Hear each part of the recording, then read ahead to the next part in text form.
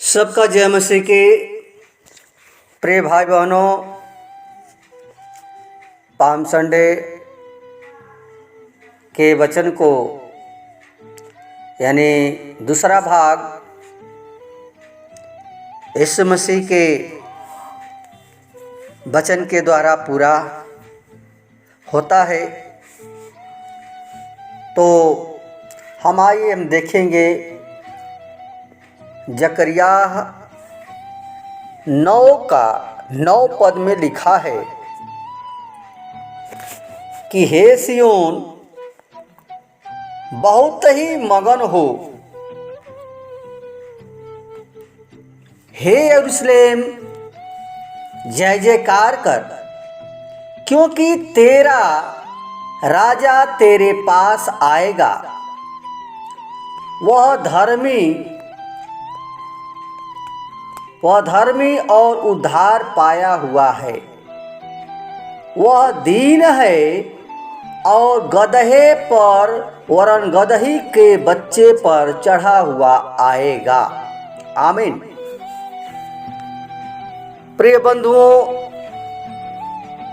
जकरिया को ये परमेश्वर का वचन पहले आ चुका था कि यीशु मसीह वो धर्मी है और उद्धार पाया हुआ है और वो हमारा राजा है, वो राजाओं का राजा है। इसलिए यरूशलेम के लोगों को कहता है कि जय जयकार कर, क्योंकि वह दीन है और गदहे नहीं बल्कि गदही के बच्चे पर चढ़ा हुआ आएगा। प्रिय साथियों, यह बात जो है यीशु मसीह आने के बाद पूरा हुआ। अगर हम देखते हैं मरकुस 11 अध्याय उसका 2 और 3 पद में लिखा है कि सामने के गांव में जाओ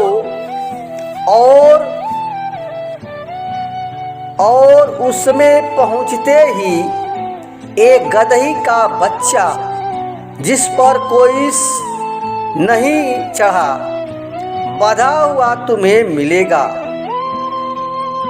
उसे खोल लाओ और यदि तुमसे कोई पूछे यह क्यों करते हो तो कहना प्रभु को इसका प्रयोजन है और वह शीघ्र उसे यहाँ भेज देगा। आमीन। प्रिय साथियों, यहाँ पर मेन बात यह है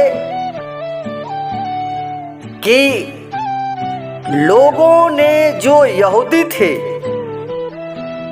उन्होंने मसीह को अपना राजा माना था, यीशु मसीह को राजा माना था और राजा किसी घोड़े या रथ में सवार होकर जाना चाहिए,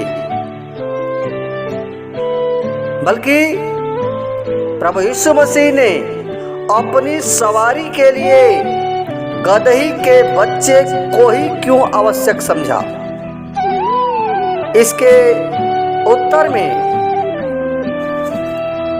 हमें बाइबल बताती है, मत्ती 21 और 4 और 5 पद में लिखा है, सिय्योन की बेटी से कहो, देख तेरा राजा तेरे पास आता है। वह नम्र है और गदहे पर बैठा है और लादू के बच्चे पर।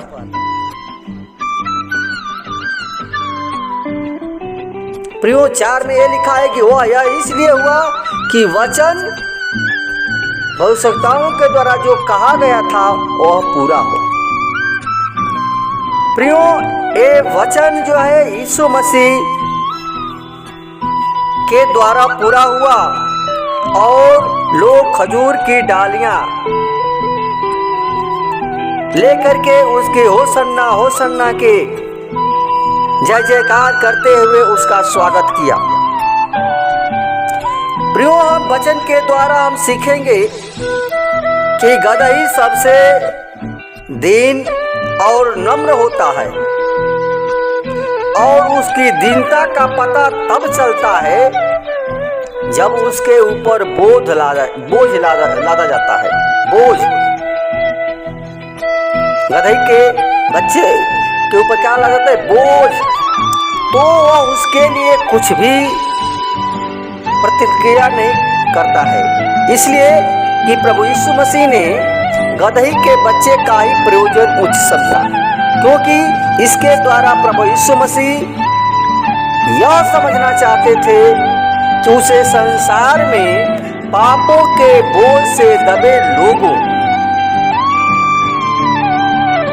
दीन, कमजोर, लाचार, बीमार दुखियों की आवश्यकता है। ये प्रियो, यीशु मसीह जैसे गदही के बच्चे पर बोझ लादा जाता है, वही उसी प्रकार मनुष्य का जीवन जो है दुखिया, कमजोर, जैसे गदही लेकर के बोझ को ढोती है, उसी प्रकार हम अपने पाप को लेकर ढोते हैं। लेकिन प्रियो, यीशु मसीह जो हमारे पाप का जो बोझ था वो यीशु मसीह अपने ऊपर ले लिया और पहले बात ये समझाता है कि पापों के बोझ से जो दबे लोग हैं, जो पाप के बोझ से दबे लोग हैं, उनको परमेश्वर की, यीशु मसीह की आवश्यकता है। किसको आवश्यकता है? जो पाप से बोझ से दबे लोग हैं उनकी आवश्यकता है। पिता परमेश्वर ने स्वर्ग से पृथ्वी पर दृष्टि की तो उसे एक भी धर्मी नजर नहीं आया। सबके सब गदही की तरह पापों के बोझ से दबे हुए थे। लेकिन प्रियो, पवित्र शास्त्र हमें बताता है कि जिस प्रकार एक मनुष्य के द्वारा पाप ने जगत में प्रवेश किया तथा पाप के द्वारा मृत्यु आई, उसी प्रकार मृत्यु सब मनुष्यों में फैल गई, क्योंकि सब ने पाप किया है।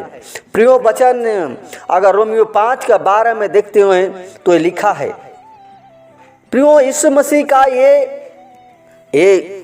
आमंत्रण है कि हे सब थके और बोझ से दबे लोगों, मेरे पास आओ, मैं तुम्हें विश्राम दूंगा। प्रियो, यीशु मसीह हमारे सारे पाप, सारे गुनाह अपने ऊपर ले लिया और लेना चाहता है हर एक मनुष्य का जो पाप से दबे हुए हैं। प्रियो, यीशु मसीह उन लोगों की आवश्यकता है जो शिशु यानी बच्चे की तरह छोटे लोगों की आवश्यकता है। जो बच्चा क्या होता है?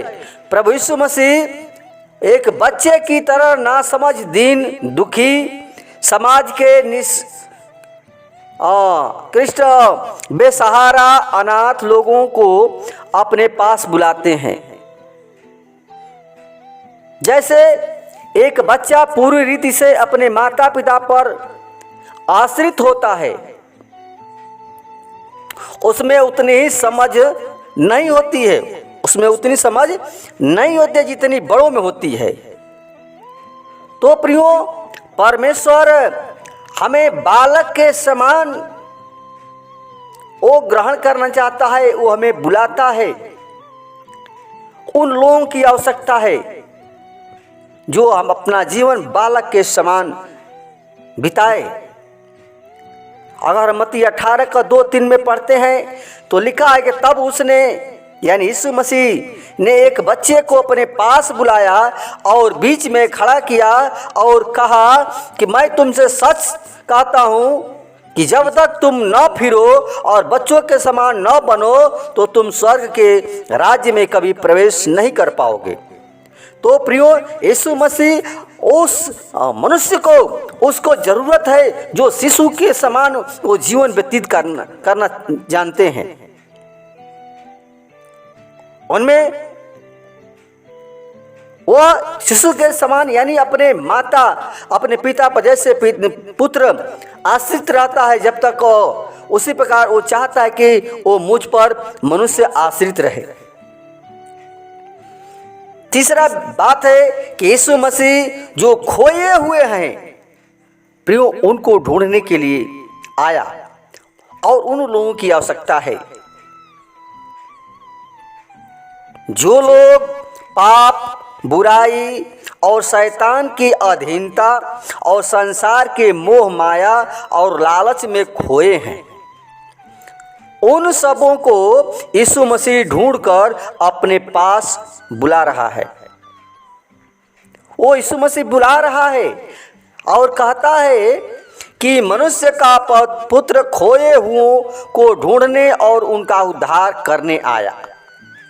जो खोए हुए हैं, जो संसार में भटक गए, मोह माया में पड़े हुए, लालच में पड़े हैं, उनको यीशु मसीह प्रियो ढूंढने के लिए आया। इसलिए प्रियो ये परमेश्वर का वचन के द्वारा हम सीखते हैं कि परमेश्वर हम सबको ढूंढने के लिए आया। वो उसकी जरूरत है। क्यों जरूरत है?